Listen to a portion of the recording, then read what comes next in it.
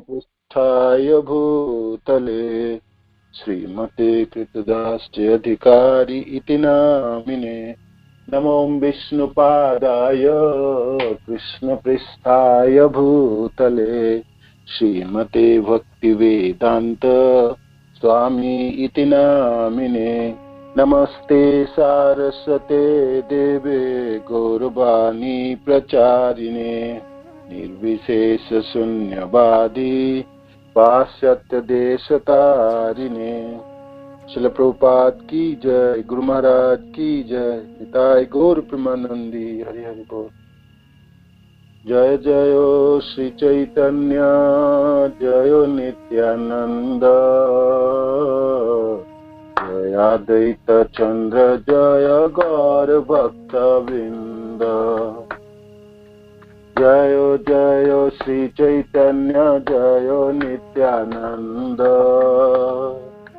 जय अद्वैत चंद्र जय गौर भक्त वृंद। जय जय श्री चैतन्य जय नित्यानंद जय अद्वैत चंद्र जय गौर भक्त वृंद। श्री चैतन्य महाप्रभु की जय, श्री नित्यानंद गोसाई की जय, श्री अदित ठाकुर की जय, श्री गदाधर पंडित की, श्रीवास आदि गौर भक्त वृंद की जय, श्री चैतन्य चरितामृत श्री कृष्णदास कविराज गोस्वामी की जय। आदि लीला अध्याय 5 श्लोक संख्या 61 से शुरू करेंगे। ठीक है। हरे कृष्ण। अतएव कृष्ण मूल जगत कारण प्रकृति कारण जैसे अजगलास्तन। अतएव कृष्ण मूल जगत कारण प्रकृति कारण जैसे अजगलास्तन। अतएव भगवान कृष्ण इस जगत के प्राकट्य के मूल कारण है। प्रकृति तो बकरी के गले से लटकने वाले उन स्तनों की भांति है जिससे दूध नहीं निकलता है।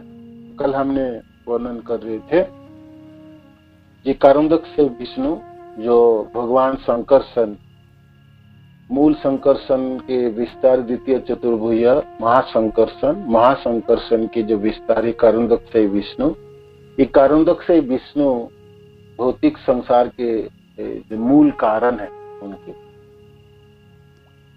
तो उसी को उदाहरण देने के लिए कृष्णदास कविराज गोस्वामी यहाँ पर अजागला स्तन की बात, बकरी के गले में स्तनों की बात करते हैं। जिस भगवान कृष्ण इस जगत के प्राकट्य के मूल कारण है। प्रकृति जो भौतिक प्रकृति तो बकरी के गले से लटकने वाले उन स्तनों की भांति है जिनसे दूध नहीं निकलता।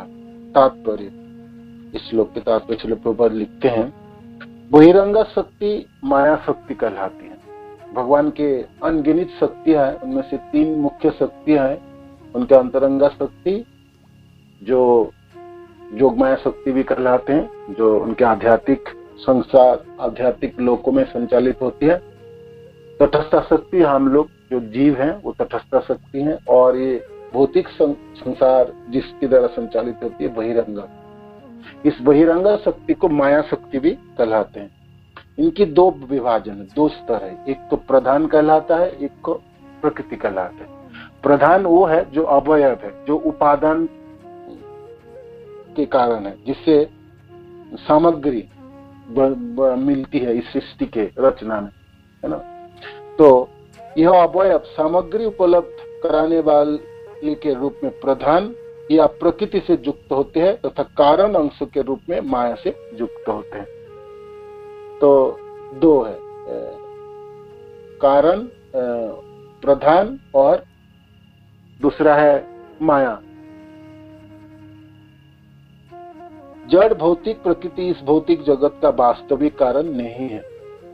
भौतिक प्रकृति इस भौतिक जगत का वास्तविक कारण नहीं है, क्योंकि कृष्ण के पूर्ण विस्तार कारण दक्षय महाविष्णु सारे उपादानों को सक्रिय बनाते, जैसे कल हमने पढ़े थे और श्रील प्रभुपाद के तात्पर्य भी पढ़े। भौतिक प्रकृति में उपादानों की पूर्ति करने की शक्ति इस प्रकार आती है यहाँ पर लोहे का उदाहरण दिया गया है, जिसमें गर्म करने या जलाने का गुण नहीं होता है, किंतु वही लोहा अग्नि के संस्पर्श में आकर लाल हो जाता है और गर्मी दे सकता है तथा अन्य वस्तु को जला सकता है।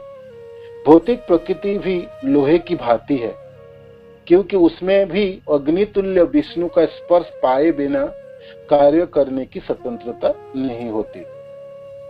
तो ये है, जैसे लोहे की दंड को आप अग्नि में डालेंगे तो फिर वो कुछ समय के बाद वो अग्नि जैसा ही हो जाता है, ये लाल अग्नि की तरह, और फिर अग्नि से उनको भेद नहीं कर सकते, और वो दूसरे को जला भी सकता है और ताप भी देता है अग्नि जैसा। तो भौतिक प्रकृति भी है। भौतिक प्रकृति जब तक भगवान कर्णदक्ष विष्णु के संस्पर्श में नहीं आते तब तक तो निष्क्रिय रहता है, वो लोहे जैसे रहता है ना। उसको दूसरे को जलाने व अग्नि तक प्राप्त करने का शक्ति नहीं होती।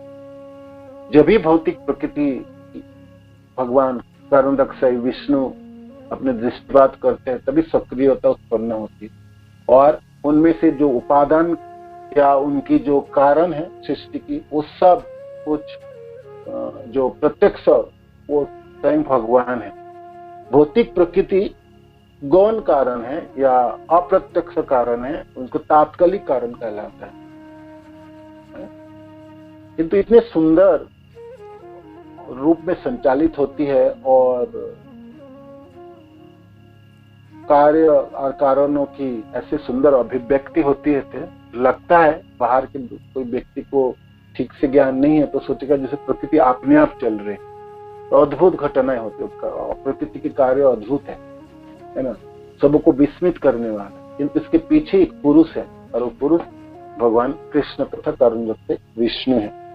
आगे श्रील प्रभुपाद जी लिखते हैं, भगवान विष्णु अपनी दृष्टि शक्ति से भौतिक प्रकृति को उत्तेजित करते हैं और तब लोह तुल्य भौतिक प्रकृति सामग्री प्रदान करने में सक्षम हो जाते हैं, जिस तरह गर्म लोहा जलाने के कार्य कर सकता है। तो इस भौतिक प्रकृति की जो सामग्री है, जो इनकी जिसको प्रधान कहलाते हैं, जैसे मिट्टी, जल, अग्नि, वायु, आकाश, बाकी जितने भी एलिमेंट्स है, ये सब भगवान कृष्ण द्वारा ही प्रदत्त है ना, कृष्ण द्वारा ही प्रदत्त है। और तो उपादान के कारण भी देखा जाए तो उपादान भी कृष्ण से आते हैं और सक्रियता कृष्ण से होती है, सब कुछ कृष्ण से होते हैं। प्रकृति स्वतंत्र रूप से सामग्री की आपूर्ति करने में सक्षम नहीं है, ये आपने स्वतंत्र रूप से आपूर्ति नहीं करा सकते।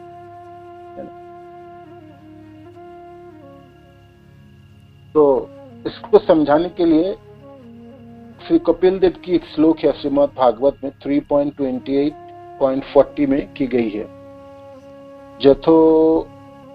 जथो उल्मकाद विस्फुलिंगात धूमाद वापि संभवात प्राप्त नाभिमतात् तथाग्नि पृथगुल्मकात्।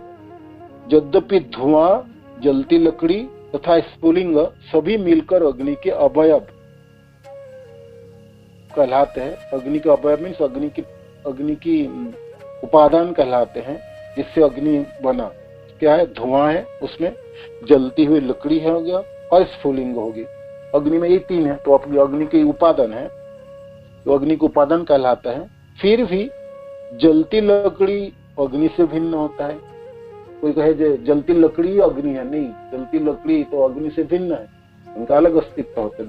देखते हैं लकड़ी जल रहा है, उसमें धुआं भी है और स्फुलिंग भी है, और धुआं जलती लकड़ी से भिन्न होते हैं। तो ये एक उदाहरण है, उपमा है। तो क्या समझाने के लिए है? सारे भौतिक तथ्य पृथ्वी, जल, अग्नि इत्यादि धुएं के समान। सारे जीव स्फुलिंग तुल्य है और प्रधान के रूप में भौतिक प्रकृति जलती लकड़ी के समान। तो जीव जो है स्फुलिंग है, और जो मिट्टी, जल, अग्नि, वायु, आकाश, ये सब क्या है? ये सब भौतिक तत्व जो है वो धुएं के समान है। जीव स्फुलिंग है और प्रधान के रूप में भौतिक प्रकृति जलती लकड़ी के समान। जो भौतिक प्रकृति है, ये प्रधान के रूप में जलती लकड़ी के समान है। किंतु ये सभी मिलकर पूर्ण पुरुषोत्तम भगवान से शक्ति प्राप्त करते हैं और तब अपनी पृथक क्षमता प्रदर्शन कर पाते हैं। दूसरे शब्द में पूर्ण पुरुषोत्तम भगवान सारी सृष्टि के मूल है। भौतिक प्रकृति पूर्ण पुरुषोत्तम भगवान की दृष्टि शक्ति से सक्रिय होने पर ही कुछ प्रदान कर सकती है। इस भौतिक संसार में जो कुछ प्रदान करने की शक्ति है, ये भगवान की वजह से है, नहीं तो ये कुछ भी नहीं कर सकते। ये निष्क्रिय पड़ा रहते, जड़ की तरह। इनमें से कुछ उपजाऊ नहीं होगी, कुछ भी नहीं मिलने वाला। यहाँ पर कोई केमिकल्स नहीं मिलेंगे, कोई पेट्रोल नहीं, कोई डीजल नहीं, कोई पानी नहीं, कोई अग्नि नहीं, कोई हवा नहीं, कुछ भी नहीं हो सकता, है ना, कुछ भी नहीं हो सकता। और तो जितने उपादान भी हैं प्रधान हो, और ये सृष्टि के जो रचना में जो कारण है भौतिक प्रकृति, तो मूल जो कारण है भगवान, देने वाले भगवान ही प्रदत्त करो। जिस प्रकार स्त्री पुरुष का वीर्य धारण करने के बाद ही संतान को जन्म दे सकती है, उसी प्रकार भौतिक प्रकृति भी महाविष्णु के दृष्टि शक्ति प्राप्त होने पर ही भौतिक अवयव तथा उपादानों का प्रदान कर सकती है। अतः प्रधान पूर्ण पुरुषोत्तम भगवान की अध्यक्षता से कभी स्वतंत्र नहीं हो सकता। इसकी पुष्टि भगवद गीता 9.10 में की गई है। मया दक्षेण प्रकृति सूयते सचराचरम। संपूर्ण भौतिक शक्ति अर्थात प्रकृति भगवान की अध्यक्षता में कार्य करती है। भौतिक तत्व के मूल स्रोत कृष्ण है। अतएव कृष्ण को भुलाकर भौतिक प्रकृति को, इन तत्वों को स्रोत मानने का नास्तिक सांख्य दार्शनिकों का प्रयास ठीक उसी तरह व्यर्थ है जिस प्रकार बकरी के गले से लटकते हुए स्तनों के समान देखने वाले पिंड से दूध प्राप्त करने का प्रयास व्यर्थ होता है। तो ये भौतिक संसार देखने में तो चाक चिकन लगता है और बाहर से देखने में लगता है स्वयं अपने आप काम कर रहा है और सब कुछ अपने आप उपजाऊ दे रहा है, सब भौतिक प्रकृति द्वारा प्रदत्त है। तो ये भौतिक प्रकृति अपने आप नहीं कर रहे हैं, ना दे प्रदान कर रहे हैं। ये तो पीछे तो एक पुरुष है, एक व्यक्ति है, और वो कारण से विष्णु तथा भगवान कृष्ण है ना। कोई इनको सोचे जो ये अपने आप हो जाता है और देखते हैं, तो वो उदाहरण के तौर पर ये अजागल स्तनों की बात आई या लोहोदंड की बात आई। ये सब उपमा से हम समझ सकते हैं। भौतिक प्रकृति का कोई भी सक्षमता नहीं, यहाँ से कुछ भी प्राप्त नहीं हो सकते। भगवान कृष्ण दृष्टिपात ना करे या कृष्ण पीछे ना खड़े, तो हर चीजों के पीछे, हर वस्तु के पीछे कृष्ण के हाथ है। चाहे जीव कहो या जड़ पदार्थ या इस सृष्टि की रचना में, सृष्टि की सारे कार्यों में, इनकी और देखने में तो अद्भुत लगता है।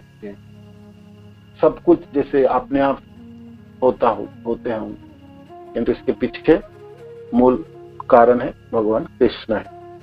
तो इस श्लोक के माध्यम से प्रभुपाद वर्णन करते आगे।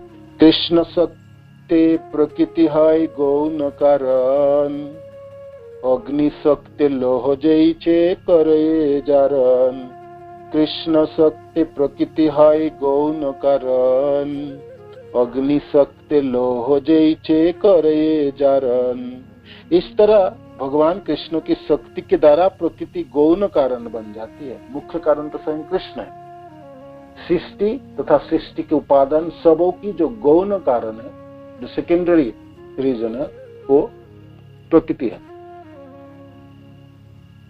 जिस तरह लोहा अग्नि के शक्ति से लाल हो जाता है, अग्नि की उपमा जो दिए पिछले।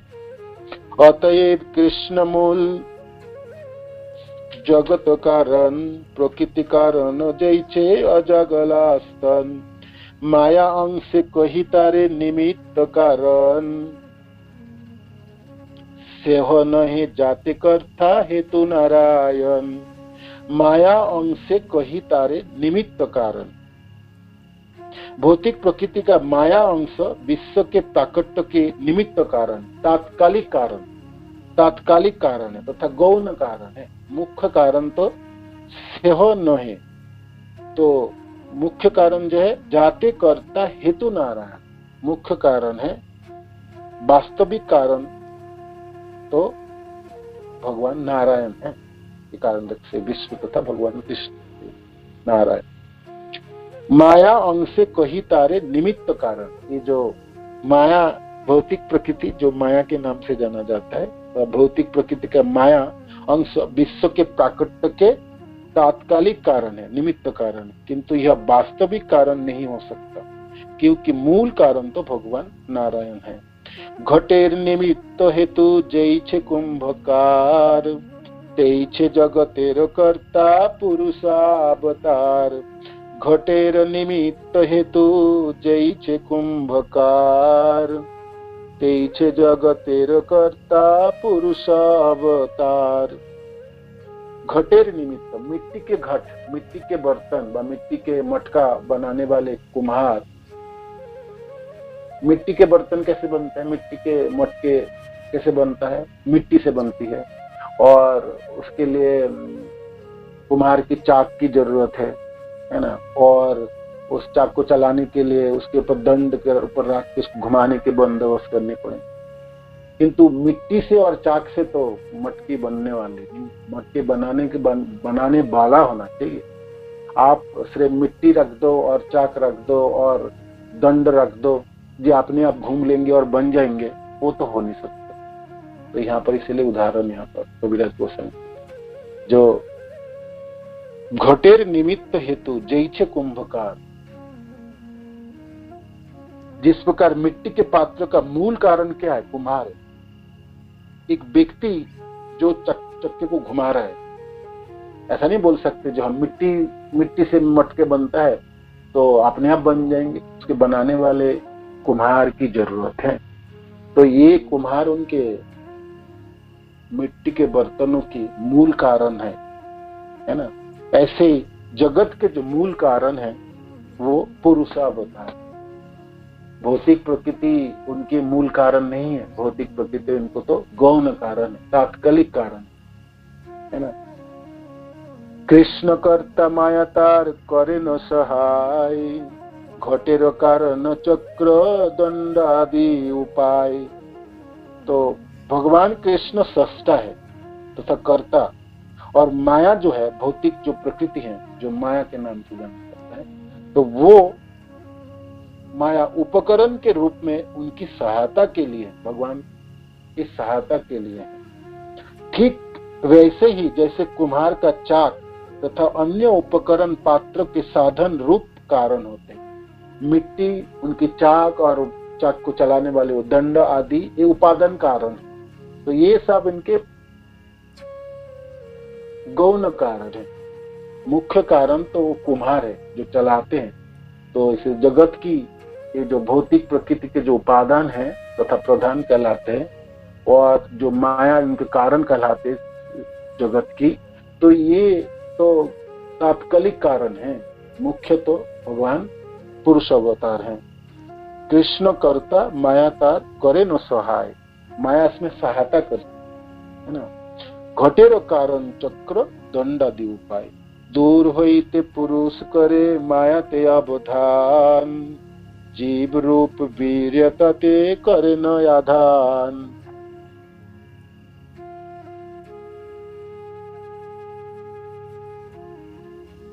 लाउड, अच्छा ठीक है, सुनाई आपको नहीं दे रखे, कोशिश करते हैं। दूर होइते पुरुष करे माया ते अवधान, जीव रूप वीरता ते करे न आधान।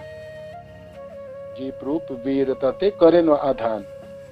तो जो कारुण्यक से विष्णु है, आपने पिछले कल भी हम वर्णन कर रहे थे, कबीरदास गोस्वामी वर्णन किए, जो कारुण्यक से विष्णु जब दिक्पात करते हैं तो दूर से दृष्टिपात करते हैं, माया के साथ उनकी कोई संस्पर्श नहीं होते। माया जो भौतिक जो तत्व है ये कारण सागर के सीमाना से बाहर ही रहते हैं, तो भगवान इतना दूर से दृक्पात करते हैं। तो दूर होते पुरुष करे माया ते अवधान, अवधान शब्द का अर्थ है दृष्टिपात करते हैं, करना। जीव रूप वीर्यता ते करे न आधान, तो दृष्टिपात करते हैं और इस प्रकार के जीव रूपी वीर से गर्भ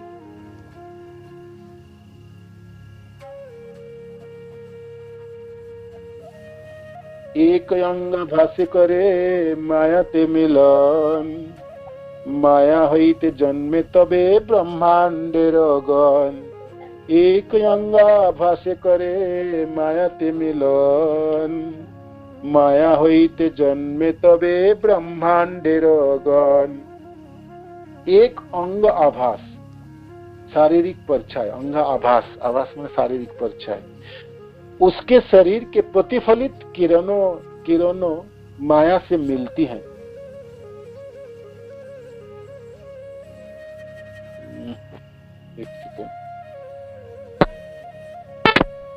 कृष्णा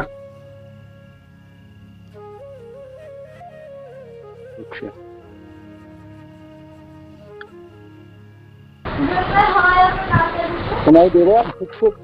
आवाज है? हरि बोल, हरे कृष्णा, हरे कृष्णा, हरे कृष्णा प्रभु जी। आ रही है आवाज अच्छी से? हरे कृष्णा प्रभु। ठीक है, ठीक है, जय। तो एक अंगाभासे करे माया ते मिलन, माया होइते जन्मे तबे ब्रह्मांडेर गण। उसके शरीर के प्रतिफलित किरणों माया से मिलती है, जिसके फलस्वरूप माया उन अनेक ब्रह्मांडों को जन्म देती है। तो इस श्लोक के तात्पर्य से प्रभुपाद लिखते, मैं आप लोगों को थोड़ा सा पढ़ के सुनाता हूँ। वैदिक निष्कर्ष यही है कि बद्ध जीवों को देखने वाला प्रकट जगत परम सत्य भगवान द्वारा उनकी विशिष्ट शक्तियों से उत्पन्न किया गया है। यद्यपि नास्तिक मानते हैं कि यह जगत भौतिक प्रकृति द्वारा उत्पन्न हुआ है। परम सत्य भगवान की शक्ति तीन प्रकार से प्रदर्शित होती है, आध्यात्मिक, भौतिक और तटस्था। परम सत्य अपनी आध्यात्मिक शक्ति से अभिन्न है। भौतिक शक्ति इसी आध्यात्मिक शक्ति के संपर्क में आने पर ही कार्य कर सकती है और इस तरह क्षणिक भौतिक जगत सक्रिय प्रतीत होता है।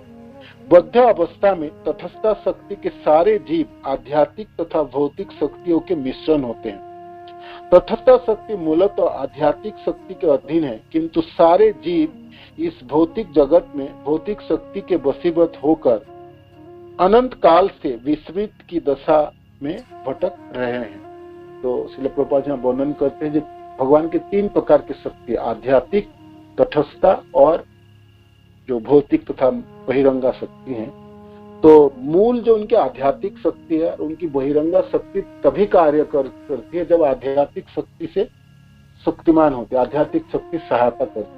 और ये जो तटस्था शक्ति जो जीव हम हैं, हम मूलतः आध्यात्मिक शक्ति के हैं, हम भगवान के हैं, भगवान के अंश हैं, किंतु अनंत काल तक हम माया तथा भौतिक शक्ति के अधीन रह के हम अपने स्वरूप को ही भूल गए और हम अपने को भौतिकता प्राप्त कर लिए, है ना। हम सोचते हैं हम भौतिक हैं, हम तो बद्ध ही हैं, और सचमुच हम बद्ध ही हो, बंध गया।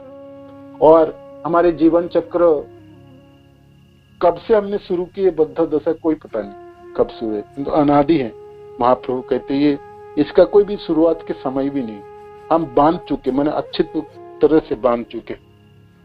सारे जीव इस भौतिक जगत में भौतिक शक्ति के वशीभूत होकर अनंत काल से विस्मृति की दशा में भटक। और जब हम बांध गए तो हम सोचते जो हम भाई यही हमारा है, इस हम ऐसे ही हैं, हम शरीर जैसे शरीर से बंधा हुआ है, या मन बुद्धि अहंकार सूक्ष्म शरीर से बंधा है, तो हम अपने आप को शरीर ही समझते हैं, है ना।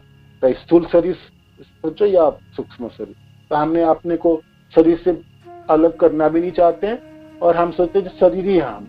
वो तो बहुत पढ़ा लिखा के कोई जबरदस्ती करके बोल दे, या कभी गीता पढ़ लिया, या कभी आचार्य या गुरुदेव की कृपा हो गई तो थोड़ी समझ में आता है जहाँ आत्मा भी होती है, शरीर के अंदर आत्मा होता है और हम आत्मा है, परमात्मा होते हैं, भगवान होते हैं। नहीं तो हमारी जो दक्षता है, हमारी जो कार्य है, हम अपने प्रोटोटाइप है, माने हम हमारे जो बुद्धि है और हमारी जो सॉफ्टवेयर वगैरह जो चलते हैं, हम एक शरीर है और शरीर से जुड़े हुए जो कार्य है वो हमारी है। ये शरीर मेरी है और शरीर के साथ जुड़े हुए जन मेरा अपनी जन है और शरीर केंद्रिक है, यही सत्य है। बाकी तो जो चीज लोग कहते हैं बोलते हैं वो तो आरोपित करा जाता है ना, और वो हमारी नहीं है ना। मन मानना नहीं चाहते, ना हमारे इंद्रिय मानना चाहते, हमारा बुद्धि भी उसको ग्रहण नहीं करनी चाहती। तो ऐसा दशा क्यों है? ऐसा दशा इसलिए है, इतने सालों की ये बद्ध अवस्था है, इतने जन्मों की ये बद्ध अवस्था है, तो बांधते बांधते बांधते बांधते वही स्वरूप प्राप्त हो जाता है। जैसे भागवत में उदाहरण है ना, जैसे वो बहुत सारे तरह तरह के उदाहरण है। जो वो एक प्रकार की क्या है, वो कीड़े होते हैं, उसको पकड़ के लाता है तो पतिंगा और उसको बंद करके रखता है। तो वो पतिंगा, वो कीड़े सोचते हैं मेरे को अभी खा जाएंगे, अभी खा जाएंगे, अभी खा जाएंगे। तो अपने मृत्यु को देखता है तो सोचते सोचते सोचते सोचते वो इतना आसक्त हो जाता है, अपने डर भय में इतने आसक्त हो जाता है, भय में इतने आवेशित हो जाता है, तो आपने को उस पतिंगा में अपने को वो कीड़ा नहीं रहता है, वो पतिंगा जो पकड़ के लाता है उसमें वो रूपांतरित हो जाता है, यानी और उड़ जाता है, तो भाग जाता है। तो वो आवेश ऐसा है। तो हमारा भी ऐसे ही आवेश ऐसा है, हम शरीर से ऐसे आवेशित हुए, एक जीवन के आवेश नहीं है, जन्मों जन्मों के आवेश है। शरीर है, हम शरीर, और शरीर से सारे कार्यकलाप करते हैं। शरीर ही जन्म लेते हैं तो बढ़ता है, बूढ़े होते हैं, फिर मर जाता है। शरीर के साथ, शरीर के जनों, शरीर से उत्पन्न हुए जनों के साथ हम जुड़े रहते हैं और उन्हीं के साथ ही हमारा लेन देन आदान प्रदान हो। हम सोचते यही मेरा छोटी सी संसार है, यही मेरा जगत है, यही सब कुछ है। किंतु ये विभ्रांति है, ये बद्ध दशा है और ये गलत परिचय है। हमने जो असली जो परिचय है, जो अपनी निजी स्वरूप है, वो तो हम भूल ही गए और हम दूसरी जगह पे आ गए और यहाँ पर हम अपने सब कुछ सोचा यही हम सुखी रहेंगे। दुखों की जगह है, दुखालय। हम अपना परिचय भूला हुआ है, जगह भूल गए और सब कुछ भूल के हम, हमारी उन्मादग्रस्त अवस्था है ना। भयम द्वितीय अभिषेक, भय को प्राप्त होते हैं और हर बार हम जन्म लेते हैं, दुखी होते हैं, बुढ़ापा होते हैं, मृत्यु होते हैं, फिर दुखों के घरों में जन्म लेते हैं, दुखों में जीवन जीते हैं और दुखों में मर जाते हैं। और यही सिलसिला हर जीवन में यही चलता है। कभी भी इससे निकलना भी नहीं चाहते, हम कहते हैं इससे नहीं, ये ठीक है, हमारा सब कुछ ठीक है ना। देखिए इतने सालों की भक्ति करने के बाद और नाम जप आदि के और इतनी भक्त की कृपा के बाद ही हमारी जितनी आवेश है ना, शरीर में रहते हैं। थोड़ी सी अपने साधन छोड़े व साधन थोड़ी सी भूले, आप घूम फिर के उस शरीर में आते है ना। तो ये यहाँ पर श्रील प्रभुपाद लिखते हैं कि हम भौतिक शक्ति के वशीभूत हो और उसी में रहना चाहते हैं। हम इससे निकलने भी नहीं चाहते, किंतु है हम आध्यात्मिक हैं। तो बद्ध अवस्था के कारण आध्यात्मिक स्तर की व्यक्तिगत स्वतंत्रता का दुरुपयोग है ना। आध्यात्मिक स्वतंत्रता का हम दुरुपयोग कर लेते। क्यों? हमने बद्ध अवस्था में क्या दुरुपयोग है? क्योंकि इससे जीव आध्यात्मिक शक्ति की संगति से अलग हो जाता है। जब भी हमने अपनी स्वतंत्रता का दुरुपयोग करते हैं, तभी हमने आध्यात्मिक शक्ति से अलग होते हैं। किंतु जब जीव भगवान की कृपा से या उनके शुद्ध भक्त की कृपा से ज्ञान प्राप्त करता है और अपनी प्रेममयी सेवा की मूल स्थिति को पुनः प्राप्त करने की और उन्मुख होता है, तब यह शाश्वत आनंद तथा ज्ञान के अत्यंत शुभ धरातल पर स्थित होता है। हम आध्यात्मिक हैं, आध्यात्मिक स्तर पे हम हमारी है परिचय, और हम भगवान कृष्ण की दास है, जीवेर स्वरूप है कृष्ण नित्य दास। किंतु जन्मों जन्मों की बद्ध अवस्था के कारण हम अपनी स्वतंत्रता के दुरुपयोग करते हैं और हम सोचते दिन हम क्यों अधीन रहेंगे, दास क्यों होंगे, हम तो प्रभु होंगे, मालिक होंगे, भोक्ता होंगे और इस संसार में खूब अच्छी तरह से भोग करेंगे अपने जीवन के पुरुषार्थ खूब बनाएंगे, है ना, अपने जीवन के लक्ष्य को खूब अपने कर्म के द्वारा हमें संचालित करेंगे और अपने कर्म के फल हम खुद भोगेंगे, दूसरे को क्यों देंगे। और ये क्या चीज है? तो यहाँ स्वतंत्रता के दुरुपयोग हो गए, स्वतंत्रता के दुरुपयोग है, और इस दुरुपयोग की वजह से हमारी दुखों की शुरुआत है और हम ये बद्धावस्था के साथ। चलो प्रभुपाद लिखते हैं जे हम भगवान की कृपा हो या भगवान की शुद्ध भक्त की कृपा हो, गुरुदेव की कृपा है ना, तो फिर हमको उस कृपा से ज्ञान प्राप्त होता है और अपनी प्रेममयी सेवा की जीत शुरू करता है। तो उसी सेवा से उनकी बद्ध अवस्था निकल जाती है। साधु शास्त्र कृपाई यदि कृष्ण उन्मुख होई सही जीव निस्तारे माया ताहारी छाड़े, माया उसको छोड़ देता है। साधु शास्त्र कृपाई यदि कृष्ण उन्मुख, कृष्ण के प्रति हमारा उन्मुखता प्राप्त होता है तो फिर हमारा बद्ध अवस्था कटता है। कृष्ण उन्मुखता नहीं होंगे ना तो बद्ध अवस्था बढ़ती चली जाएगी, बढ़ती चली। और हम सबों को देखिए ना, हमारे कैसे स्वाभाविक प्रवृत्ति क्या है। जैसे जब हमने जीवन जिए बड़े हुए, स्वाभाविक प्रवृत्ति है भोग की प्रवृत्ति है, दूसरे को धोखा देने की प्रवृत्ति, ईर्ष्या की प्रवृत्ति है, काम क्रोध लोभ मोह मात्सर्य में भरा हुआ है ना।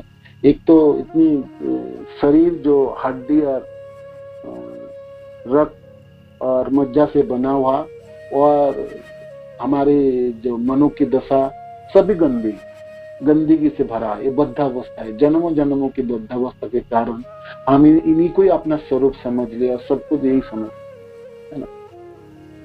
कितना कुछ करने के बाद अच्छे से माला जपोगे, भागवत के श्रवण करोगे, पढ़ाई ठीक से करेंगे और कभी गृह सेवा अच्छा से करेंगे, आप अच्छे से कुछ किए तो थोड़ा सा मन उधर की तरफ लगता है, नहीं तो घूम फिर के इसी में ठीक है। लोग बोलते रहे क्या करें, वो होते हैं बोलते, ऐसे होते हैं। आध्यात्मिक जगत भी होता होगा, भगवान भी होते होंगे, भक्त भी होते होंगे, मेरे लिए क्या होता, वो होते होंगे ऐसे, तो धुंधला पड़ा लगता है ना, दूर लगता है बहुत सारा, क्योंकि बद्ध अवस्था इतना ज्यादा जकड़ा हुआ है, वो मन मानने के लिए राजी नहीं हो। नहीं ये क्या है, ये तो और कुछ बता रहा है, क्योंकि हर जीवन में तो हमने और कुछ सीखा, यही मन है ना, इस जीवन में तो और कुछ बता रहे हैं, तो ये हमारे लिए नया चीज है ना, नई दशा है और नई वातावरण, भक्ति आध्यात्मिक, वो मन मानने के लिए तैयार नहीं, मन मानने के लिए ये, किंतु हम आध्यात्मिक है, हमारी एक स्वतंत्रता है। क्या स्वतंत्रता?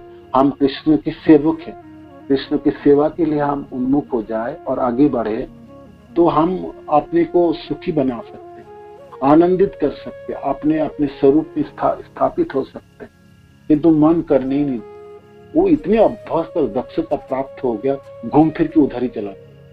जैसे आप खाने में कैसे अभ्यस्त, आप अंधेरे में भी आपके हाथ के निवाला आपके मुख में जाता है, वो इधर उधर नहीं जाएंगे। आप अंधेरे में भी खा के देखिए भोजन जाता है। हर जीवन में खाने में इतने दक्षता प्राप्त है, तो किंतु नाम जपने में हमारी दक्षता नहीं, हर जीवन में हमने नाम नहीं जपा, इसलिए नाम जपने में बहुत अच्छी तरह से अपने इंद्रियों को संचालित कर रहे हैं और आप बिल्कुल सतर्क हो रहे हैं और आपके ठीक शरीर और इंद्रिय सब ठीक ठाक हैं, तो नाम में आपके मन थोड़ा लग जाएगा, नहीं तो आप नाम जपने में रोज क्या हाल है आप देखिए। आध्यात्मिक कोई कार्य करने में मन बिल्कुल तैयार नहीं है, वो आपको हर पग में बता देते हैं जी, वो आपको ये दिखाने के लिए कोशिश कराते, दर्शाने जे आप गलत कुछ कर रहे हो, ये क्यों कर रहे हो भाई, ये तो आपने कभी किया ही नहीं, इधर क्यों जा रहे हो, आपके आओ इधर, ये सब चीज करते हैं जो भोग की चीज, इंद्रिय तृप्ति, वो कितनी आसानी से हो सकता है। किसी को किसी स्कूल कॉलेज में जाके कैसे भोगना है सीखना नहीं पड़ता है। कोई व्यक्ति मूर्ख भी है कि तो भोग कैसे करना जाए वो उसको पूरा पता है, पूर्ण ज्ञान है उसको, वो उसकी पिछले जीवनों की दक्षता है ना। तो ये बद्ध दशा है और एक भयंकर है, एक बीमारी की तरह है। ये एक उदाहरण नहीं कर रहे थे, माता जी वर्णन कर रहे थे ना, जे भाई वो जब पिछले समय जब इलेक्ट्रिसिटी नहीं हुआ करता था तो लोग गर्मी के दिन पंखा झलते थे, तो झेलना पड़ता था गर्मी के बचने के लिए, अपने हाथ पंखा झलते थे। और जब इलेक्ट्रिसिटी आ गया तो जो बूढ़े बूढ़े लोग हैं ना, वो फैन ऊपर चल भी रहा है तो उसका हाथ चलता रहता है, वो पंखा झेल रहे, अभ्यस्त है। ऐसे हमारा मन, हमारे इंद्रिया इतने अभ्यस्त है, आप उनको कैसे भी करके रोको जो नहीं भाई भोग में मत लाग, और इस बार इस जीवन को तो कृष्ण उन्मुख कराना, भक्ति में लगना, वो मानने के लिए तैयार है। घूम फिर के उसी में जाता है और उसी में लग जाता है, आप ना चाहते हुए भी। तो ऐसी ऐसी ऐसी दशा है। श्रील प्रभुपाद इस श्लोक के तात्पर्य लिखते हैं कि हम जो है, जो जीव है, जो तटस्थ है, शक्ति है, ये इनकी आध्यात्मिक शक्तियों के साथ, भगवान के आध्यात्मिक शक्तियों के अधीन है हम, किंतु हम आध्यात्मिक शक्ति हैं और भगवान की, किंतु हम रहते भौतिक शक्ति के अधीन है ना, भौतिक शक्ति के अधीन रहते, हमारी बद्ध अवस्था की वजह से है हम इसमें रहते हैं।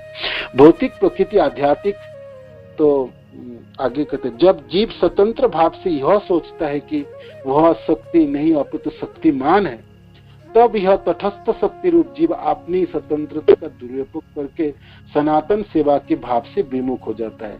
अपने अस्तित्व को इस भ्रांत धारणा के वशीभूत होकर यह भौतिक प्रकृति पर अपना प्रभुत्व जताने लगता है। आप देखिए ना, पूरे जीवन की क्या, बचपन से शुरू करेंगे, पढ़ाई करेंगे, नौकरी करेंगे, धन कमाएंगे, सब शरीर के मिलकर, एक भी कदम आपके आध्यात्मिक और कुछ भी नहीं, कोई कदम आध्यात्मिक की तरफ नहीं। सारे जो प्रयास है, प्रयत्न है भौतिक संसार की, ऐसी बनावटी है, ऐसे सिस्टम है, ऐसे लोगों के ऐसे यात्राएं हैं, ऐसे होड़ है, ऐसे प्रतिद्वंदिता, सब शारीरिक शरीर केंद्रित है ना, और उसी में सब दक्षता है। कोई भक्ति करने भी लगे, विपरीत दशा में चलने भी लगे, तो उनको तो तरह तरह के लोग कहेंगे कि तुम पागल हो गए, बचपन में भक्ति पकड़ लिए, और घर को कैसे चलाओगे, क्या खाओगे, क्या पढ़ोगे, कैसे जीवन यात्रा चलेगी, तो भिखारी लोगों के पास, मतलब आप तो तरह तरह के बाधा देने में आपको हजारों लोग हैं, किंतु भौतिक कोई कार्य करो उसमें तो ठीक है, बहाव है, आप कैसे भी करके धन कमा के लाओ तो बहुत अच्छे व्यक्ति हैं, आप तो हर चीजों में दक्ष है।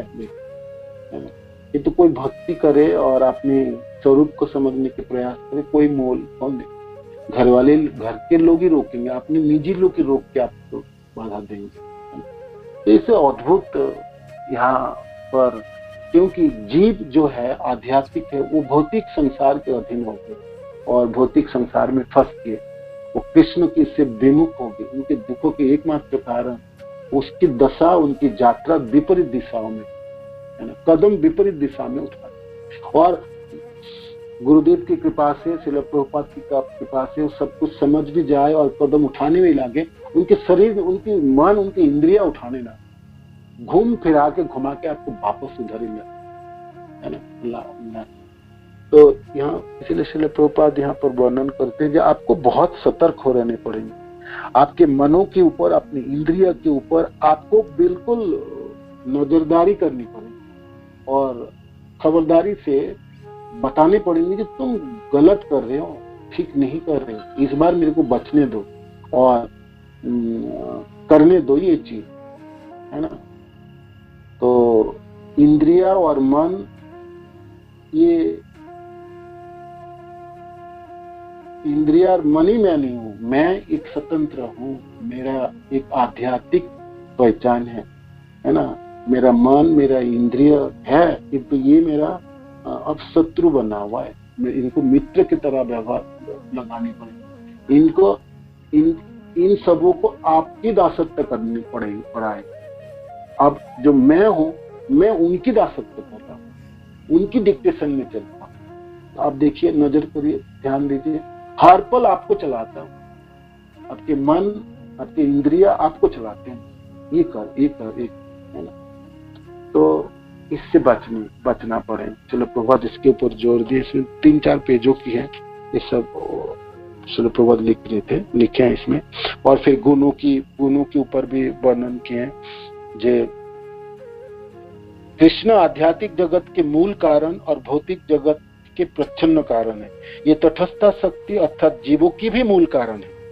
वह इन जीवों की अग्रणी एवं पालक है जो तटस्था शक्ति कहलाते हैं, क्योंकि ये जीव आध्यात्मिक शक्ति के संरक्षण में या भौतिक शक्ति के आवरण के अंतर्गत कार्य कर सकते हैं। आध्यात्मिक शक्ति के प्रभाव से हम समझ सकते हैं कि केवल कृष्ण में ही स्वतंत्रता दिखती है और कृष्ण अपने अचिंत शक्ति द्वारा इच्छानुसार कार्य करने में सक्षम है। तो भगवान परम पूर्ण है और सारे जीव परम पूर्ण के अंश है। पूर्ण पुरुषोत्तम भगवान तथा जीवों का यह संबंध शाश्वत है। किसी को गलती से यह नहीं सोचना चाहिए कि आध्यात्मिक पूर्ण की क्षुद्र भौतिक शक्ति द्वारा छोटे छोटे टुकड़े में बांटा जा सकता है। भगवत गीता में इस मायावाद सिद्धांतों का समर्थन नहीं होता, प्रत्युत उसमें यह स्पष्ट कहा गया है कि जीव शाश्वत रूप में सर्वोपरि आध्यात्मिक पूर्ण के छोटे अंश है। जिस प्रकार कोई अंश कभी भी पूर्ण के समान नहीं हो सकता, उसी प्रकार परम पूर्ण का क्षुद्र अंश होने के कारण जीव कभी भी परम पूर्ण भगवान की समता नहीं कर सकता। यद्यपि भगवान तथा जीव मात्रा की दृष्टि से क्रमशः पूर्ण तथा अंश के रूप में संबंधित है, किंतु गुणों की दृष्टि से सारे अंश पूर्ण के साथ समान है। इस तरह यद्यपि सारे जीव गुणात्मक दृष्टि से भगवान जैसे होते हैं, किंतु वे सापेक्ष पद पर होते हैं। पूर्ण पुरुषोत्तम परमेश्वर सारे वस्तुओं के नियामक है और जीव या तो भौतिक शक्ति द्वारा या आध्यात्मिक शक्ति द्वारा सदैव नियंत्रित रहे। जीव हमेशा नियंत्रित में रहे, है आध्यात्मिक शक्ति द्वारा नियंत्रित होंगे और नहीं तो भौतिक शक्ति द्वारा नियंत्रित होंगे। अतएव जीव कभी भी भौतिक या आध्यात्मिक शक्तियों का नियंता नहीं बन सकता। वो नियंत्रण नहीं, वो नियंत्रण नहीं कर सकता, वो हमेशा नियंत्रित रहता है। आगे जीव की स्वाभाविक स्थिति यह है कि वह सदैव पूर्ण पुरुषोत्तम भगवान के अधीन होता है। जब कोई इस स्थिति में कार्य करना स्वीकार करता है तो उसे जीवन की पूर्णता प्राप्त होती है, किंतु इस सिद्धांतों के विरुद्ध विद्रोह करने पर वह बद्ध अवस्था को प्राप्त होता है, जो हम सबों की दशा है। हम हमेशा विद्रोह करते, ये हमने क्यों करना, हमको नहीं रहना कृष्ण के अधीन या आध्यात्मिक शक्ति के अधीन या भक्ति ये सब नहीं करना। ये क्यों करना है? वो हमारे लिए अनजान वातावरण या नए चीज है।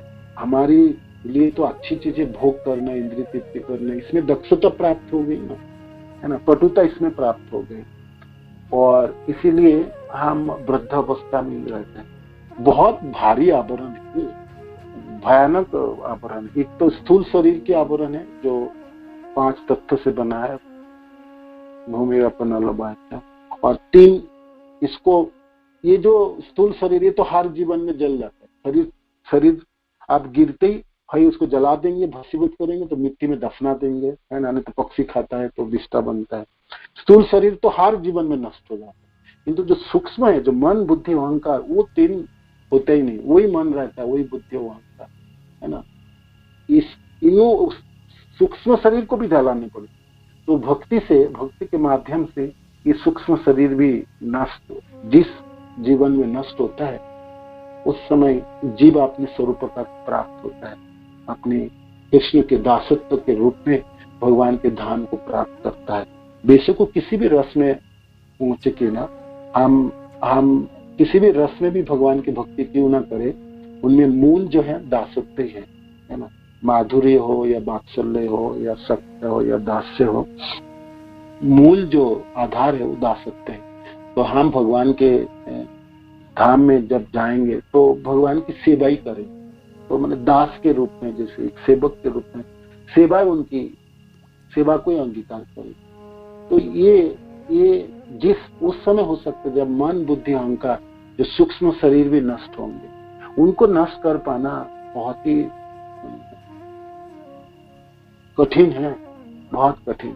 स्थूल शरीर तो अपने आप नष्ट हो जाते, बुढ़ापा आएंगे, शरीर ढल जाएंगे, स्थूल शरीर तो गिर पड़ेगा। मन बुद्धि अहंकार के साथ जीव आगे बढ़ता है और दूसरे जीवन प्राप्त करता है ना। तो मन बुद्धि अहंकार को भी जलानी पड़ेगी, तभी हो सकता है। तो ये कृष्ण आपको हर पल हर समय सतर्क रहेंगे, हर कार्य में आपकी जैसे दक्षता हमने उधार की तरफ प्राप्त की है ना हर जीवन में, है ना, खूब भोग की, इंद्रिय को खूब भोगों में लगाए और उसमें दक्षता प्राप्त की, खाने में, सोने में, संग करने में आदि में, है ना, उसमें दक्ष है हम, बिल्कुल दक्ष, पटुता है उसमें। तो ऐसी पटुता हमको इधर की तरफ आप लगती। तो आप सोचोगे भाई, कहोगे जितने जीवन हमने पटुता अर्जन किया तो उतने जीवन हम भक्ति में लगाएंगे। अधिक इसमें एक बचने की चीज है, हम जब भी हमने आध्यात्मिक शक्ति के अधीन होने जाएंगे ना, आध्यात्मिक शक्ति हमेशा भारी है, वो भौतिक शक्ति को भी नियंत्रित करते हैं। तो इसीलिए हमारी एक जीवन में पटुता अर्जन हो सकता है, एक जीवन में पटुता अर्जन हो सकता है। उसमें गुरुदेव की कृपा हो, कृष्ण जनों की कृपा हो और सेवा की अंगीकार के लिए जीव बिल्कुल बद्ध, जो आपने वो मान ले और अपने लक्ष्य बना ले कि मेरे को तो इस बार जो शरीर ढलने से पहले कृष्ण सेवक के रूप में, कृष्ण दास के रूप में मेरा परिचय प्राप्त हो और मेरे को नहीं दोबारा नहीं जन्म लेना ही नहीं। इतने आवेश है, मन आवेशित है इस भावनाओं से, जो मेरे को इस बार यहाँ से तो निकल, इस बार तो कैसे भी करके निकलना है ना। जीवा में तो भगवान के नामों को उच्चारण करने कैसे भी करके मैं करूं, कुछ भी हो जाए, कितनी पीड़ा यंत्रणा क्यों ना हो, तो उनकी जो प्रोबेशन पीरियड है, माने शिक्षा प्रशिक्षण लेने के समय जब आप बहुत बीमार पड़ेंगे या अचानक आपके कुछ विपर्य परिस्थिति हो गए, उस समय भी आप नाम जप कर पा रहे तो आप वो आपके प्रशिक्षण है, उस समय भी कर पा रहे हैं तो मृत्यु के समय जब प्रहार होगी तो उस समय भी कर ली। इसलिए इतनी लोलुपता और इतनी लालसा होनी चाहिए, जीवा की ऐसे सुंदर संचालन होनी चाहिए जो हर परिस्थितियों में वो चलती रहे, चले, नामों को उच्चारण करे, मनो के अंतर दशाओं में भी उस समय भी कृष्ण की कोई भी छवि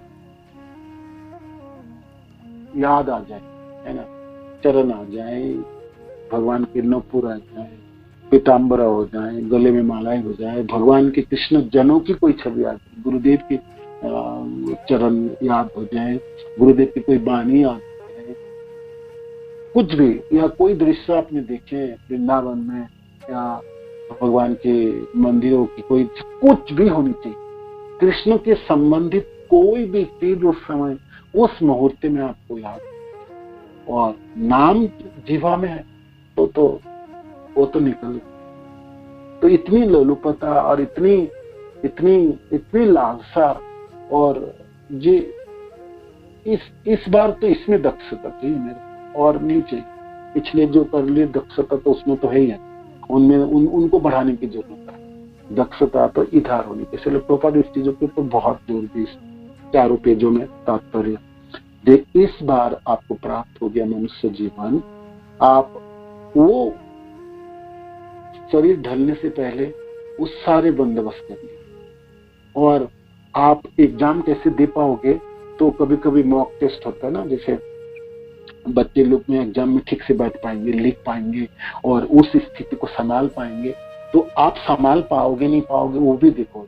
तो संभाल पाने की मॉक टेस्ट आपका वो है जब आपके उम्र बढ़ते चले जाएंगे, जब बुढ़ापा आते रहेंगे, है ना, बुढ़ापा में सारी शक्ति धीरे धीरे नष्ट हो जाएंगी, तो उस समय भी याद कर पा रहे हैं।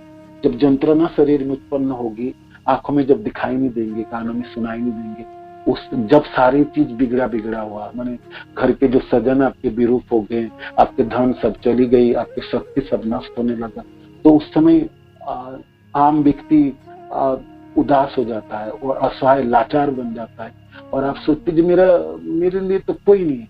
उस परिस्थिति में अपने भगवान याद आते हैं, कृष्ण याद आते हैं, कृष्ण के नाम आप उच्चारण कर पाते हैं, भगवान के भक्तजन याद आते हैं।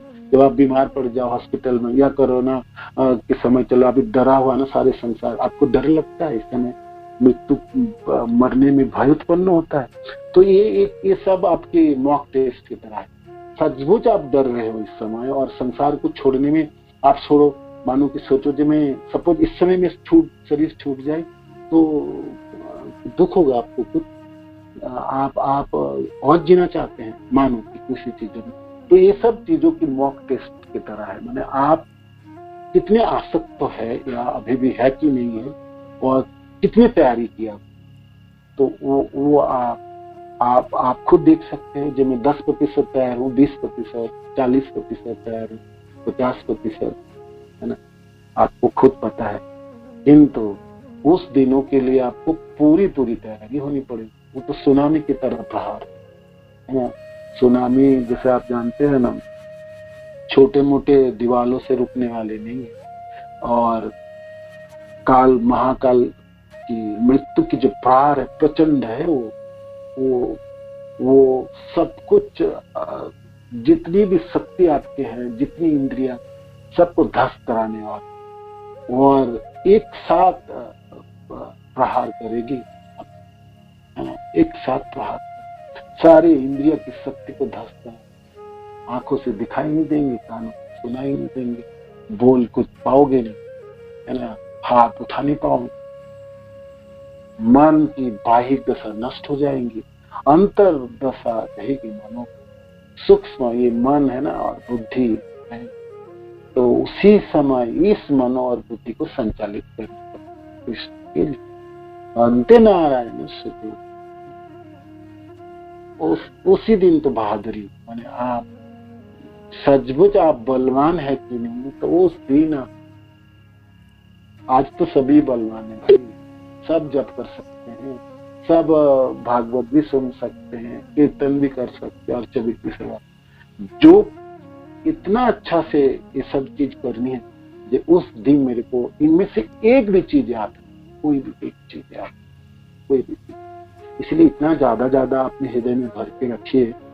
भगवान के भक्त जनों को तो इतने प्रेम से पकड़ के रखिएगा, इतनी प्रेम कीजिए, उनमें से कोई याद, एक याद है, किसी के बानी याद हो जाए, क्योंकि भगवान की कुछ चीजों को उस समय याद कर पाना बहुत ही माने भाग्यवान होंगे आप, और सचमुच उस सुनामी के प्रहार को आप सहन कर पाएंगे तो आप कर पाएंगे, नहीं तो हमारे लिए पूरे जीवन हमने भक्त के संग करेंगे ना, भक्त ही हमारे पास है।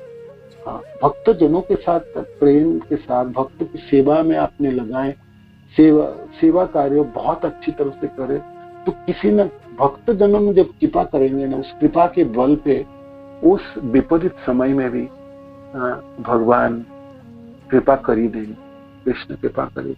उस समय पूरा कृपा के ऊपर निर्भर, पूरी कृपा के ऊपर निर्भर, कृष्ण की, कृष्ण जनों की, अपने गुरुदेव की कृपा के ऊपर सद्बुद्ध, किंतु निर्भर होने के कृपा के ऊपर निर्भर है, किंतु करनी आप ही को है। आप कहोगे मैंने तो कर नहीं पाया, तो फिर आपके लिए भरत महाराज के उदाहरण है। भाव भक्ति में पहुंचे थे भरत महाराज, भाव भक्ति और प्रेमा भक्ति के लाइन में थे, ऑलमोस्ट भावा भक्ति को भी अतिक्रम कर दिए थे। उन्होंने तो साधन भक्ति तो अपने जीवन में कर ली थी, और इतने सुंदर उन्होंने साधन भक्ति किए, अपने राजा होके प्रजा पालन किए, यज्ञ किए, सब कुछ सुचारू रूप से संपादन करके भाव भक्ति प्राप्त करके पुनः आश्रम में आए थे गंडकी नदी के तट। भाव भक्ति को उन्होंने संचालित करना शुरू भी कर दिए थे, और अब बॉर्डर तक प्रेमा भक्ति में पहुंचे, फंस गए वो हिरण के बच्चे के प्रति आसक्त होके। आप क्या सोच रहे थे? लोग उदाहरण देते समय कहते हैं वो भक्त के संग नहीं थे, एक भावा भक्ति में थे वो डिवोटी भाई। तो भाव भक्ति में रहने वाले भरत महाराज अपने जीवन की अंत समय में नहीं कर पाए, अपने को नहीं याद कर पाए, भगवान में कोई भी चीज याद नहीं कर पाए, एक भी चीज। सुबह के अन्नी, दोपहर के जब, शाम की पूजा, उन्होंने इतने किए हैं, इतना किए हैं उन्होंने, इतनी की, एक भी चीज याद नहीं कर, एक भी चीज याद नहीं, तो नहीं किए थे क्या उन्होंने? सब कुछ किए थे। हम लोग उत्तर प्रदेश में कहते हैं कोई ना कोई सहायता कर दे, कैसे सहायता कर देंगे भाई? करेंगे तो सहायता, किंतु करनी तो आपको है, आपने चूक गया तो चूक ही गया। तो ये है बात।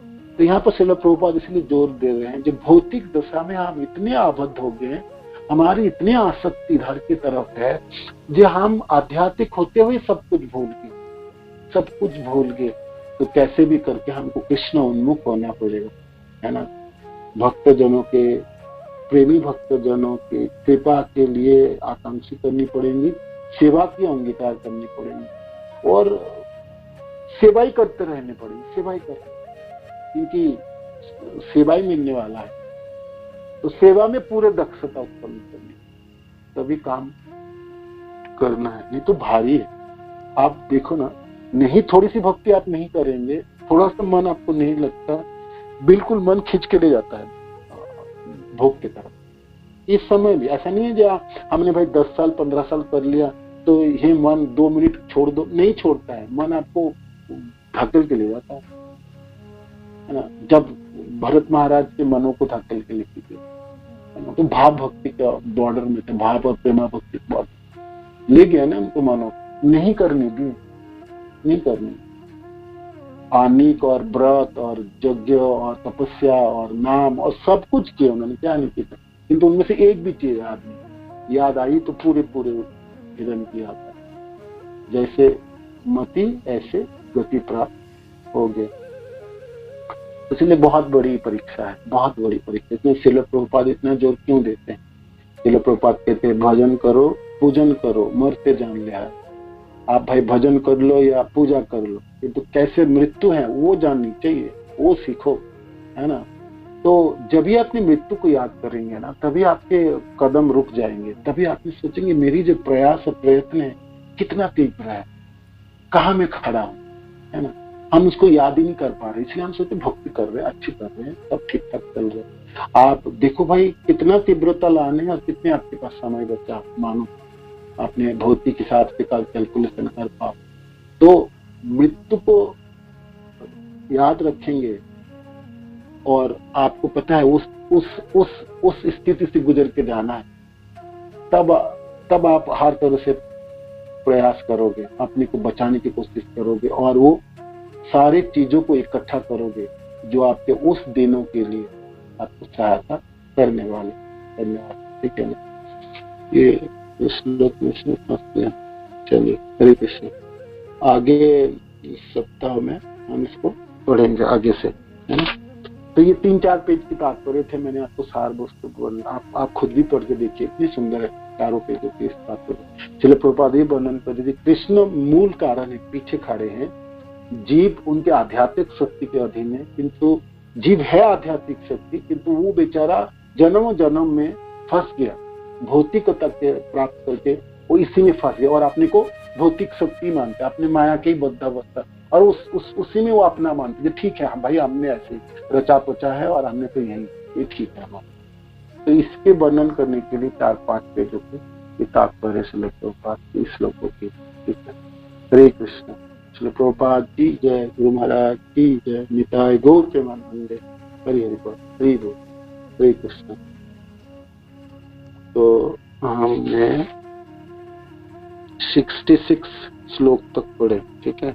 67 से अगले सप्ताह से पढ़ेंगे। हरि बोल, हरे कृष्ण।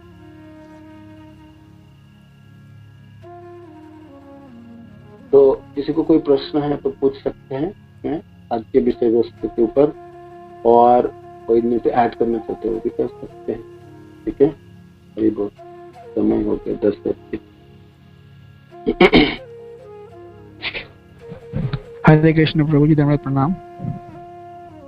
धन्यवाद प्रभु, हरि बोल, हरे कृष्ण। प्रभु जी, मेरा एक प्रश्न था कि जैसे मैंने कहीं सुना था कि जब हम बुढ़ापे में या मृत्यु की शैया पे होते हैं और हमें आंखों से दिखाई नहीं देता, कानों से सुनाई नहीं देता, और हम मतलब हमारे गले में कफ भर जाता है और हम कुछ बोल भी नहीं पाते, हरि नाम नहीं ले पाते, मगर हमने उससे पहले अपने पूर्व में मतलब हमने काफी हरि नाम लिया है और ये सब भजन वजन किया है, भक्ति की है। तो उस टाइम तो प्रभु जी मैंने सुना है कि जब मृत्यु करीब होती है और हम ये सब नहीं कर पाते तो भगवान श्री कृष्ण खुद अपनी हमारी मदद, भक्त की मदद करने आते हैं। ऐसा ये सत्य है क्या? भगवान तो सहायता करते हैं, है ना, करते हैं, किंतु आप इतने सक्षम हो और भगवान आपको सहायता करेंगे और सचमुच करेंगे और करते भी हैं। भगवान तो करते हैं, किंतु हम भगवान कितना प्रेम करने लगे, भगवान कितनी सेवा किए, ये संतुष्ट हो गए भगवान तो आएंगे ना, सहायता करेंगे, नहीं तो भगवान की पर आएंगे भैया, की सहायता करें। तो आपके ऊपर है जो आप क्या चाहते हो, पूरे जीवन आप क्या चाहते हो, अगले जीवन आप क्या चाहते हो, आपकी इच्छा पूरा करेंगे ना भगवान। तो सचमुच हम भगवान चाहते हैं क्या, भगवान कृष्ण प्रेम चाहते हैं या कृष्ण धाम चाहते हैं, तो उनके लिए हमने तैयारी की हर तरह के भगवान कृष्ण जैसे जैसे वर्णन की गीता आदि भागवत आदि में, तो वो सब चीज हमने किए और करके सचमुच हमने भौतिक संसार के प्रति हमारा आसक्ति पूरी नष्ट कर चुके हैं। अब थोड़ी बहुत भी आसक्त रहेंगे, कोई भी इच्छा बाकी रहेगा तो वो आपकी पूरी होगी, आपकी हर इच्छा पूरी होगी, है ना। तो जब तक आपकी इच्छा कोई बनी रहेंगे इस संसार के प्रति तो वो पहले पूरी होगी, उसके बाद आपकी बाकी आध्यात्मिक जगत की इच्छा, ठीक है।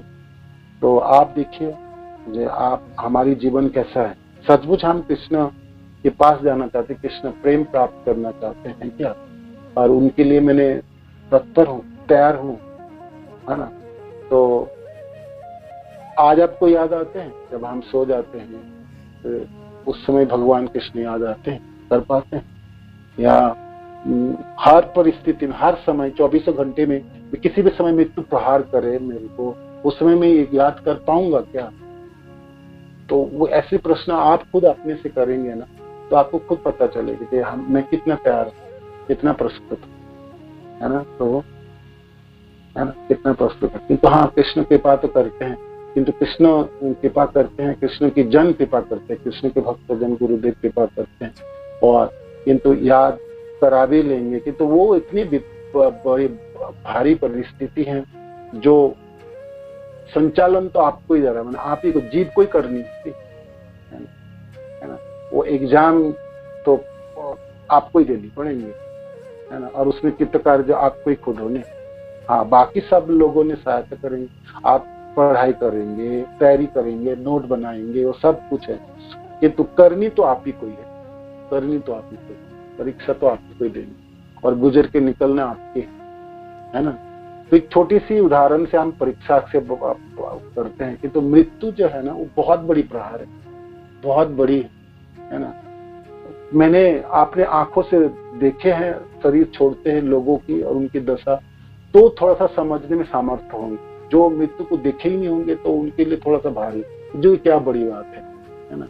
इवन भक्त लोगों की बात भी करते हैं, नॉन डिवोटी की तो बात छोड़ते, डिवोटी लोगों की भी देखते हैं, मृत्यु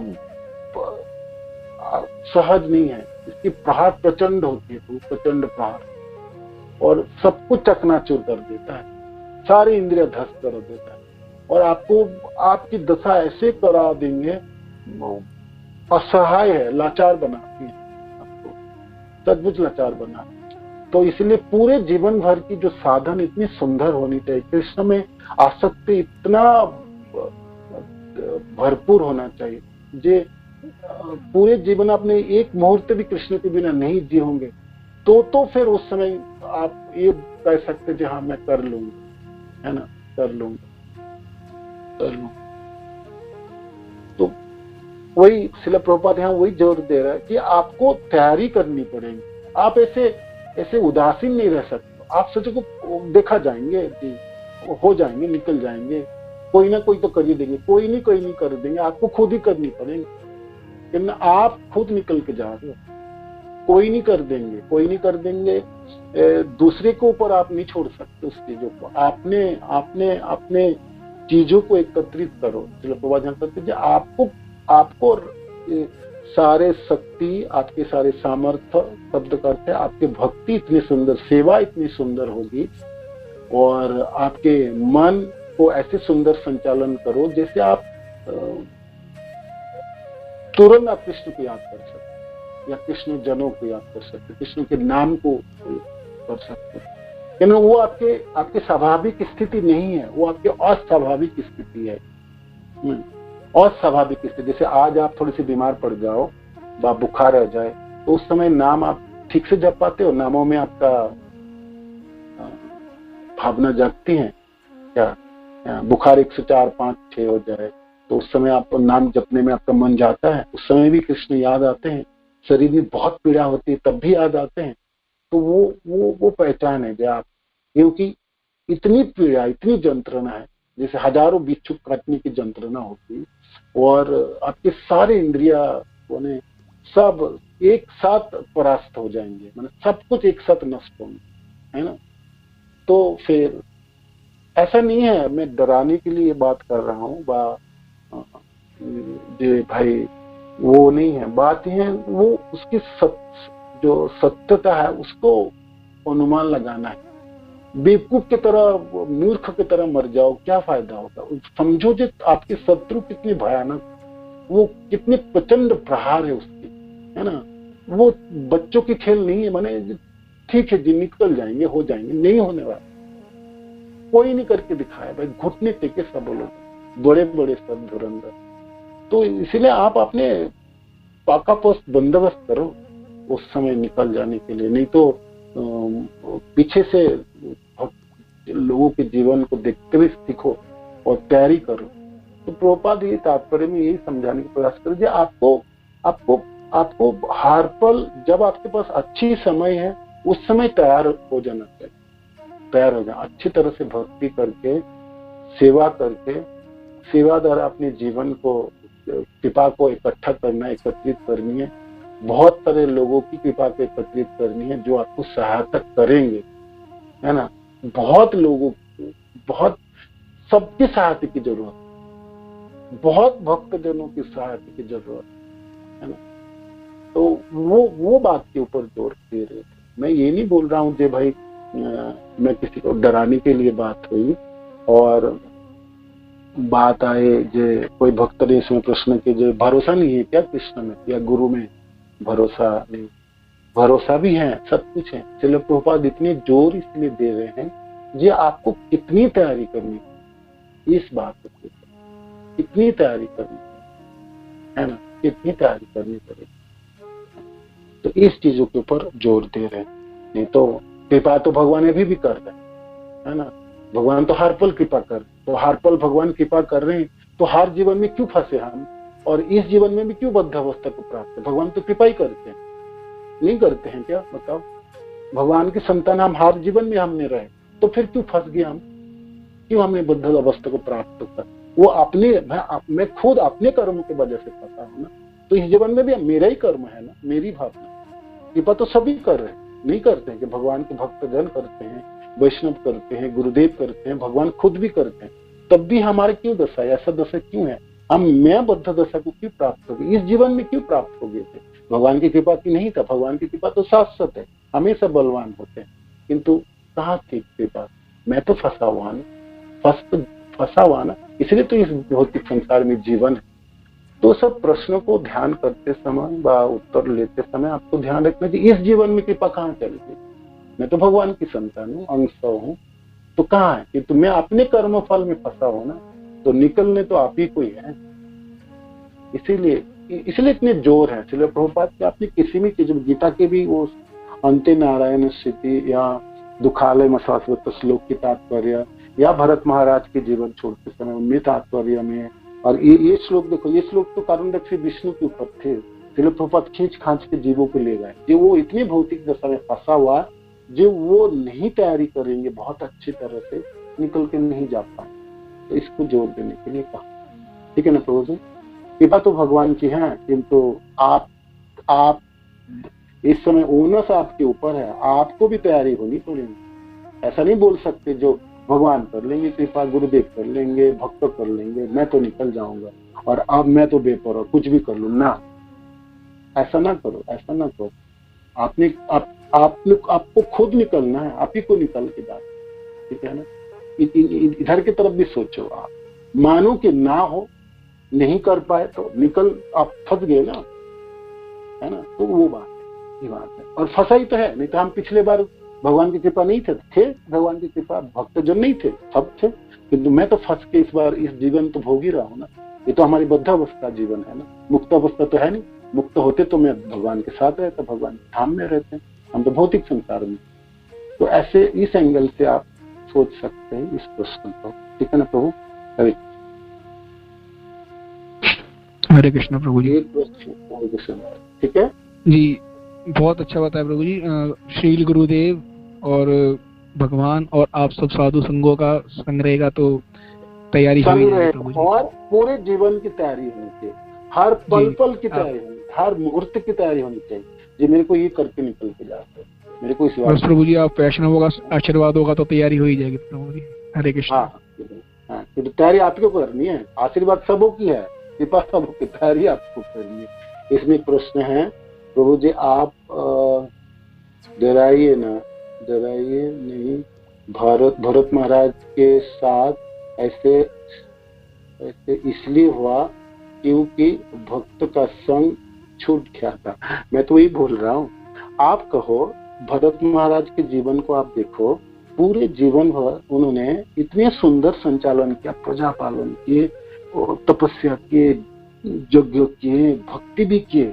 आपने भरत महाराज के जीवन पर सब कुछ, मेरी प्रश्न ये है कि सब कुछ क्यों नहीं फल प्रदान कर पाए, क्यों नहीं फल प्रदान? जो व्यक्ति पुलह आश्रम में आ सकता है, जो व्यक्ति अपने ससाग्र पृथ्वी के राजत्व छोड़ के, पत्नी बच्चे सबको छोड़ के भक्ति करने के लिए आए थे और किए भी, अपने साधन भक्ति को पूरा कर लिए, तो वो भक्ति के फल कहाँ चली गई? मेरे प्रश्न पे वो भक्ति के फल कहाँ गए? क्यों नहीं सहायता किए, क्यों नहीं सहायता हुई, है ना? ऐसा इस तरह से सोचो। अब आप लोग को भक्त के संग नहीं था, ठीक है, भक्त के संग नहीं था। मानो कि जब मैं मर रहा हूँ, मेरी शरीर जब छूटेगा, हो सकता है मेरे साथ भक्त ना भी होगा, क्या पता भक्त होंगे ना। आज मेरे साथ भक्त है, उस समय मेरे साथ भक्त हो भी सकता, ना भी सकता, ऐसा तो नहीं बोल सकते, उस समय भी भक्त ही होंगे मेरे साथ, है ना? ये भी तो ऐसे करके आप सोचिए। तो इसका अर्थ ये है, जो मृत्यु जो है इतनी प्रचंड प्रहार है और ऐसी विपर्य परिस्थिति, अस्वाभाविक परिस्थिति है जो आप सपने में भी, अपने बुद्धि में नहीं सोच सकते। इसके लिए तैयारी आपको बहुत अच्छी तैयारी करनी, 100% नहीं 200% की तैयारी करनी। मैं ये प्रभुपाद की जो यहाँ पर आगे प्रश्न है, भगवान को हम प्रेम करते हैं तो भगवान पॉजिटिवली कुछ ना कुछ करेंगे। हाँ, आप बहुत श्योर हैं, सचमुच आप श्योर है, और आपके हृदय में बिल्कुल धसा हुआ है कृष्ण की प्रेम, तो फिर ठीक है, आपको डरने की जरूरत नहीं है, आपके डरने की जरूरत। किंतु मैं ये कह रहा हूँ, प्रेम को दर्शाने के लिए ना, आदान प्रदान करने के लिए जो कदम है, जो आहट है, वो आपकी तरफ होनी चाहिए उस समय, है ना? नहीं तो अंते नारायण स्थिति की शब्द क्यों आएंगे भागवत के? माने आप प्रेमिक हो कृष्ण की, प्रेम निवेदन आज करते हो, आज भगवान को दर्शन करते हो, भगवान से बातें करोगे, भगवान कितने सुंदर है, कितने हंसते हो, आपके गले के बनवाला कितने है, पीताम्बर कितने सुंदर है, आपके मोरनी कितनी सुंदर है, ये सब ठीक है, ठीक है। तो एक चीज आपको उस दिन आपको करनी है, उनमें से एक कोई चीज आपको, कोई एक चीज है ना, वो कदम आपके होंगे, वो कदम आपके होंगे। मृत्यु साधारण चीज है नहीं, साधारण अवस्था नहीं है। हम सोचते हैं ना, जब कर लेंगे जी, कर लेंगे जी, बोल लेंगे, जप लेंगे, याद कर लेंगे, है ना, याद कर लेंगे, साधारण अवस्था नहीं है, नहीं। उस तरफ से भी आप सोचो। मैं ये नहीं बोल रहा हूँ कि आपकी प्रेम कमी है, वह प्रेम करने में आप चुप नहीं रहे हो, बहुत कुछ कर रहे हो, तो प्रेम तो निवेदन भी करोगे ना, किंतु करोगे कैसे? कैसे? इंद्रियों से तो निवेदन किया जाता है ना। उस दिन किस इंद्रियों को संचालन करोगे आप, वो चीज है, वो चीज है। मानो कि कोई इंद्रिया नहीं संचालित नहीं हुई तो भरत महाराज की कुछ भी इंद्रिया संचालित नहीं हुई। उन्होंने बेचारा सब कुछ किए थे, क्या नहीं किए थे बताओ, क्या नहीं किए उन्होंने? ये तो नहीं किए। उनके मन हिरण से मैं आसक्त होंगे, तो फिर फंस निकल गए ना, ये बात। आगे जब पूरा जीवन हम भक्तों की कृपा पर डिपेंड रहते हैं, तो मृत्यु के समय क्यों नहीं हम गुरु और कृष्ण कृपा पर डिपेंड रहते? हाँ, वही तो है। जे आप पूरे जीवन भर निर्भर रहते तो सचबुझ रहते और अच्छे इतने दक्ष बन जाओ कृपा के लिए, सचबुझ अपने हृदयस्थ हो। भक्त की कृपा ही बचाने वाला, गुरु की कृपा बचाने वाला। तो भक्त और गुरु के प्रति इतनी आसक्त हो जाओ, इतनी निष्ठा हो जाए, तो वो चीज उस समय भी आप उसको कर पाओ, है ना, कर पाओ। पूरे जीवन भर आप कृपा के लिए जाचना किए और कृपा को इकट्ठा किए, तो आपको अवश्य सहायता करेंगे, है ना, क्यों नहीं करेंगे, करेंगे, बात सही है ना, ये ठीक है। ठीक है, तो ये प्रश्न उत्तर हुई और इनके ऊपर आलोचना चलते रहेंगे, प्रश्न भी होते रहेंगे। आप सब भी सोचिएगा जो हम कितना तैयारी कर पा रहे हैं, सचमुच ये अपने लिए है, ये दूसरे के लिए नहीं है, इसे क्लास सुनने के लिए और सुनाने के लिए नहीं है।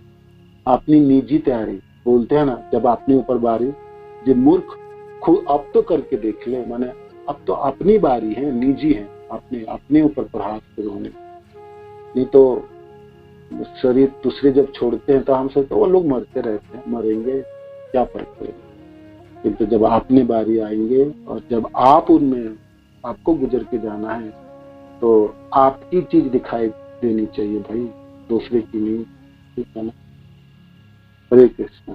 चलो प्रभुपाद की जय, श्री महाराज की जय, निताय गौर